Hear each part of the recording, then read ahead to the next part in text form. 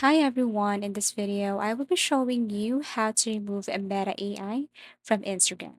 So this is a very easy tutorial. First, you just have to simply open your Instagram. And as you can see, once you have updated your Instagram and you go to the search bar, you will see this Meta AI automatically and you can use it right away. However, if you don't like this feature and you're planning to remove this to your Instagram here on this application, unfortunately, you cannot do it.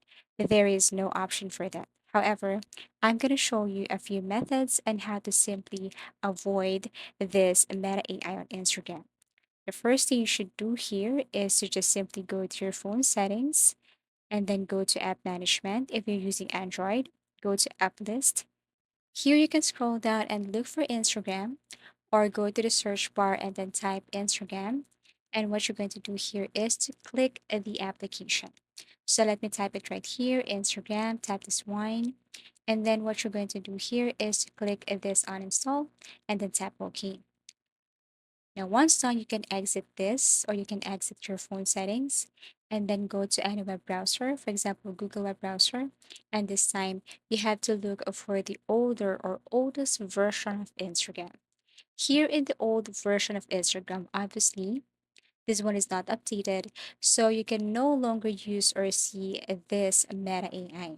So feel free to scroll down here and then look for its specific Instagram or old version of Instagram. And what you're going to do here is to simply download it. For example, this one.